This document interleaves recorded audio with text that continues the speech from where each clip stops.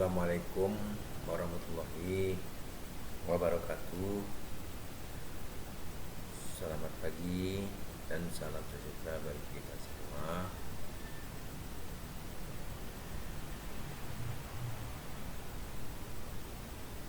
Baik, pada pagi hari ini menjelang siang, Bapak akan menyampaikan materi melalui video pembelajaran ini karena kita masih dalam proses pembelajaran daring. Oleh sebab itu Ananda harus mampu dan berkamau ajaran ini, karena dengan itu Ananda akan mendapatkan pengetahuan dan pembelajaran di sekolah yang Ananda baru masuki, yaitu di tingkat jenjang LCTA. Baik, materi bab yang kedua ini adalah ketentuan Undang-Undang Dasar 1945 dalam kehidupan berbangsa dan bernegara. Kenapa bab ini bicara tentang ketentuan Undang-Undang Dasar 1945? Undang-Undang Dasar ini adalah hal yang sangat terpenting dan merupakan fondasi suatu negara, karena Undang-Undang Dasar ini adalah bagian dari syarat berdiri sebuah negara. Selain ada wilayah, rakyat, dan ada konstitusional, ditambah dengan pengakuan dari luar, yaitu de facto dan de jure. Bapak nggak bahas syarat itu, kita membicarakan hanya menjelaskan kepada kamu bahwa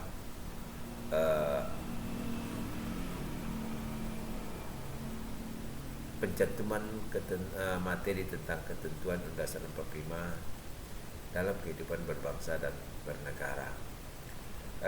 Tadi saya katakan sebagai konstitusional. Apa itu konstitusional? Konstitusional adalah hukum dasar. Hukum dasar Indonesia ini kita miliki ada dua, hanya mengingatkan kembali.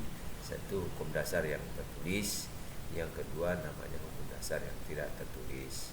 Hukum dasar yang tertulis inilah yang kita bahkan bicarakan, yaitu Undang-Undang Dasar 1945. Sedangkan hukum dasar yang tidak tertulis namanya konvensi. Fungsinya apa konvensi itu? Fungsinya konvensi itu adalah melengkapi kekosongan akan tercantumnya ketentuan. Sebenarnya Undang-Undang Dasar ini banyak hal yang dibahas dalam berbagai kehidupan berbangsa negara. Namanya sudah hukum dasar. Hukum dasar itu adalah peraturan perundang-undang yang tertinggi. Tidak ada yang tertinggi lagi undang-undang hukum di Indonesia ini kecuali adalah Undang-Undang Dasar. Artinya Undang-Undang Dasar ini wajib hukumnya sebagai rujukan di dalam menetapkan ketentuan-ketentuan Undang-Undang Dasar, undang-undang di bawahnya, di dalam mensketsa atau menentukan atau membuat desain dalam praktik kehidupan ketatanegaraan maupun dalam kehidupan berbangsa dan bernegara. Baik wajib dipatuhi dan wajib ditaati, wajib dijunjung, baik dia sebagai warga negara maupun sebagai aparatur negara. Nah, oleh sebab itu Undang-Undang Dasar, ketentuan Undang-Undang Dasar 1945 dalam kehidupan bangsa dan negara, pada saat ini kita memfokusi atau membicarakan tentang ada beberapa hal. Yang pertama ada namanya memetakan wilayah NKRI yang kedua adalah kedudukan warga negara. Kedudukan warga negara dan penduduk Indonesia. Yang ketiga adalah kemerdekaan beragama dan kepercayaan di Indonesia. Serta yang keempat, sistem pertahanan dan keamanan negara.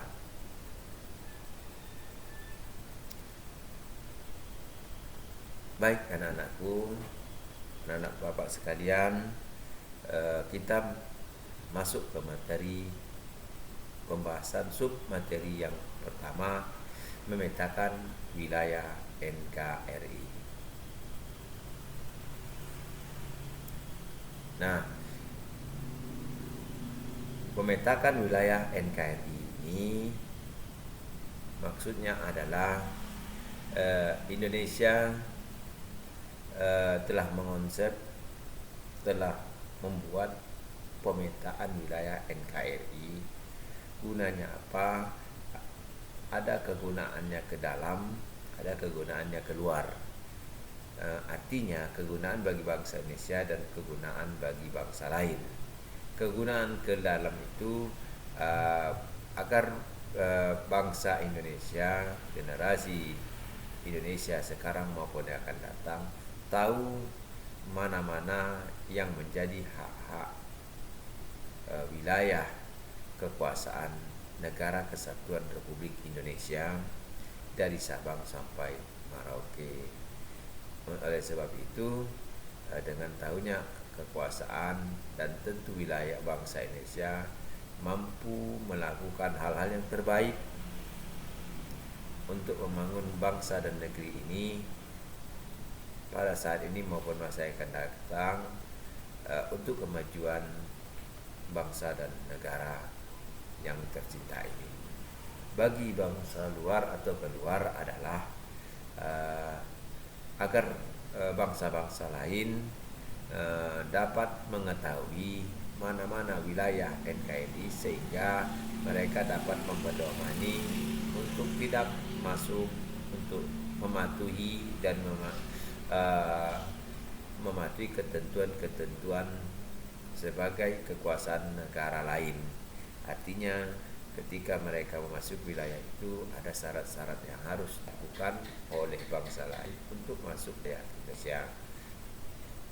Berarti dengan kata lain, harapan bagi bangsa Indonesia, bagi bangsa luar harus mampu dan harus tunduk kepada kedaulatan kekuasaan Negara Kesatuan Republik Indonesia. Baik anakku sekalian, kita di dalam memetakan wilayah NKRI ini kita membahas atas 4 hal ya. 4 hal. Yang pertama, wilayah NKRI. Apa itu wilayah NKRI atau seperti apa wilayah NKRI? Mana-mana yang menjadi wilayah NKRI? Nah, NKRI itu menurut Undang-Undang Dasar 1945 pasal 25A, Indonesia itu adalah negara kepulauan. Artinya negara kepulauan itu wilayah kita, wilayah yang tidak menyatu. Artinya negara wilayah kita itu daratannya diapit oleh lautan. Kita lebih banyak lautnya gitu ya. Apa itu pulau? Pulau adalah daratan yang diapit oleh lautan. Jadi wilayah kita itu daratnya terpisah-pisah, dipisahi oleh sebuah laut. Nah, seperti Pulau Sumatera, Pulau Jawa, Kalimantan dan seterusnya. Nah, kemudian di dalam pasal 25A Undang Dasar 1945 itu menyatakan NKRI itu sebuah negara kesatuan Republik Indonesia, sebuah negara kepulauan. Menjelaskan negara kepulauan dan tadi saya katakan yang bercirikan Nusantara. Nah, maka saya katakan tadi kita punya wilayah yang dipisahi oleh lautan. Oleh sebab itu, karena negara kita negara yang daratnya terpisah oleh lautan, maka darat itu diantarai oleh lautan, maka disebut dengan ciri Nusantara. Nah, Nusa artinya pulau, antara itu jarak. Jadi daratan itu atau pulau itu banyak kita punya daratan itu kita miliki sebagai wilayah kekuasaan NKRI yang diantarai oleh laut. Maka ciri kita disebut Nusantara, atau dengan bahasa suku katanya Nusa Antara gitu. Jadi biar enak menyebutkannya Nusantara. Sebenarnya bahasa sebenarnya itu adalah Nusa Antara. Nusa diantarai oleh laut, pulau daratan yang diantarai oleh laut. Jadi ciri negara kita adalah negara Nusantara. Jadi kalau kita tanya nanti apa oleh bangsa luar atau orang-orang lain, kenapa negara kamu disebut dengan negara Nusantara, maka kita jawab adalah negara kami, wilayah kami itu daratnya terpisah-pisah oleh lautan. Negara kami lebih banyak lautan ketimbang daratnya. Oleh sebab itu maka dicirikan dengan Nusa. Nusa itu arti pulau, antara itu jarak. Nah, namun demikian laut atau diantarai oleh laut, jarak antar daratan, antar wilayah sebagai daratan Kepulauan Indonesia adalah merupakan satu kesatuan yang utuh dalam berbagai bidang kehidupan. Nah, itu tadi. Kemudian dengan wilayah yang batas-batasnya dan hak-hak tetap oleh undang-undang. Jadi segala kekuasaan wilayah Indonesia yang bercirikan Nusantara itu hal-hal yang menentukan batas-batas wilayah Indonesia dan hak-haknya itu ditetapkan oleh undang-undang.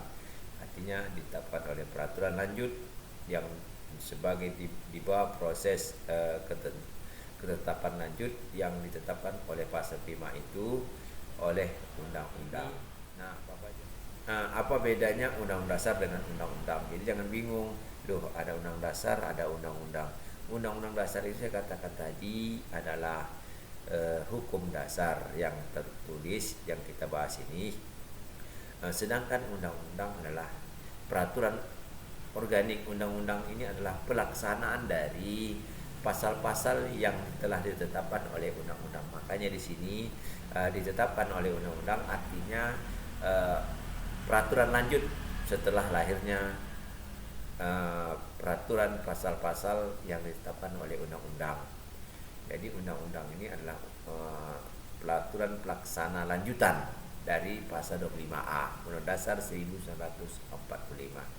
Oke anakku, siswa saya sekalian, mungkin bisa menerima paparan ini tentang apa itu wilayah NKRI. Nah, di dalam wilayah NKRI ini kita bahas ada 3 secara historis, seperti apa perjuangan wilayah kita, apakah memang kenapa harus ada perjuangan. Wilayah kita NKRI ini terdapat banyak sejarah. Sejarah itu adanya keinginan oleh bangsa luar untuk mencaplok atau pengambilan wilayah pada masa itu. Nah, pada masa itu mungkin dibenarkan, kalau sekarang nggak bisa lagi ya, karena kita sudah wilayah NKRI bagian daripada pengakuan dari Perserikatan Bangsa-Bangsa. Wilayah NKRI ini kita bahas secara historis, bahwa sejarah wilayah yang kita miliki ini wilayah yang bukan pencaplokan atau pengambilan wilayah asing, di mana wilayah NKRI ini adalah wilayah kekuasaan yang dimiliki oleh bangsa Indonesia dan sejak dulu telah dihuni oleh para nenek moyang kita, orang-orang yang hidup dan berkembang pada masa itu di dalam penataan kehidupan, dalam sebuah tatanan hidup yang sangat sederhana. Nah, ini adalah wilayah yang memang secara historis adalah wilayah yang memiliki bangsa Indonesia sejak dahulu telah dihuni oleh proses kehidupan nenek moyang kita, gitu ya. Nah, namun demikian ada keinginan bangsa-bangsa lain ingin mengambil kekuasaan ini dengan didasari dengan kepentingan berbagai macam, terutama yang paling dominan adalah faktor ekonomi. Seperti bangsa Belanda masuk wilayah kita ini ada kepentingan ekonomi, karena wilayah kita ini sangat subur, ya, karena wilayah Indonesia ini terletak di garis khatulistiwa, cuacanya tidak ekstrim, memiliki wilayah cuaca yang dua musim, hujan dan panas, sehingga wilayah ini cukup subur. Oleh sebab itu maka para bangsa lain pada masa itu ingin memiliki wilayah Indonesia dengan kepentingan ekonomi, ya, seperti mengambil rempah-rempah pada masa zaman Hindia Belanda.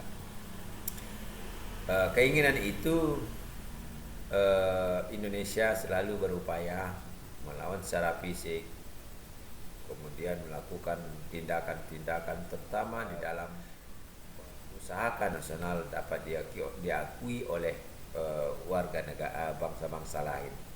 Hal itu dapat kita lihat bahwa pada masa itu wilayah Indonesia tidak terdapat atau tidak memiliki konsep kesatuan.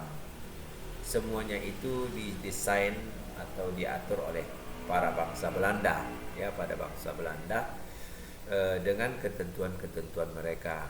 Pada masa itu wilayah Indonesia dan aturan-aturan itu dibentuk atau dikodifikasi oleh bangsa Belanda, seperti pengkodifikasian hukum, ya, ada beberapa bentuk. Ada hukum yang diberlakukan untuk timur, bangsa timur asing, kemudian ada golongan kolonial Belanda, dan ada hukum bumi putra, seperti itu. Kemudian wilayah Indonesia juga tidak diakui secara utuh pada tahun 1939 dengan ketentuan ordonansinya. Pengakuan mereka wilayah Indonesia itu diukur antar pulau dengan jarak 3 mil.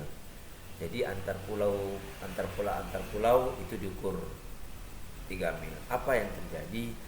Tentu tidak ketemu titik khayalnya, titik dasar antara jarak pulau satu dengan pulau lain, sehingga terjadilah kerenggangan atau suatu titik wilayah yang di tengah-tengahnya itu adalah jalur laut internasional bagi mereka agar mudah masuk ke wilayah Indonesia. Perjuangan Indonesia terus melakukan hal-hal di bangku perundingan, sehingga kita terakhir puncaknya bangsa Indonesia duduk dan pemerintahan Hindia Belanda dengan pelaksanaan deklarasi Juanda dan pada tanggal 13 Desember 1957. Bagaimana isinya deklarasi Juanda itu? Isinya seperti ini, lebih kurang, bahwa segala perairan bagian yang sekitarnya, jadi segala perairan yang sekitar wilayah Indonesia di antara dan menghubungkan pulau-pulau yang termasuk dalam daratan negara Republik Indonesia, dan dengan tidak memandang luas atau lebarnya, adalah bagian yang wajar dari wilayah NKRI. Dan dengan demikian merupakan bagian daripada perairan pendalaman atau perairan nasional yang berada di bawah kedaulatan Negara Kesatuan Republik Indonesia. Itu pernyataan deklarasi Juanda, kesepakatan deklarasi Juanda. Jadi wilayah itu telah diakui oleh bangsa Belanda. Artinya wilayah Indonesia itu baik perairan dan sekitarnya, tidak memandang berapa harus wilayah Indonesia dimiliki dalam ketentuan, dalam hal yang wajar, yang mana menjadi hak milik Indonesia itu adalah bagian dari hak-hak negara kelautan, hak-hak kedaulatan wilayah Negara Kesatuan Republik Indonesia. Hasil daripada deklarasi Juanda itu disepakati bahwa Indonesia memiliki wilayah 12 mil. 12 mil ini diukur dari pulau terluar. Jadi titik pulau yang terluar di Indonesia itu menjadi hak wilayah Indonesia yang mana itu ya. Maka diukur dari titik itu 12 mil ke arah laut lepas. Jadi di mana titik dasarnya? Dari saat pasang air laut, dari pasang laut dari mana diukur. Kemudian dan diukur juga pada saat surut air laut. Makanya diukur dari pulau terluar Negara Kesatuan Republik Indonesia pada saat pasang surut air laut. Oke, anakku sekalian, itu tadi deklarasi Juanda dan hasil dari kesepakatan deklarasi Juanda. Sekarang kita lanjutkan tentang luas wilayah setelah deklarasi Juanda.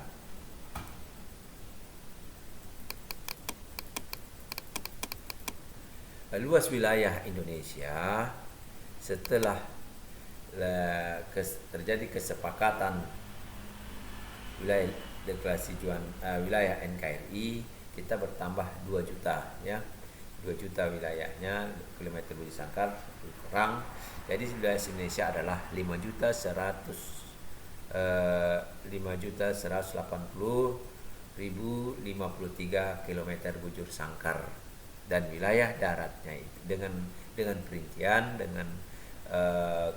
perincian daratnya lebih kurang 1.922.570 kilometer bujur sangkar, dan lautnya seluas lebih kurang 3.257.483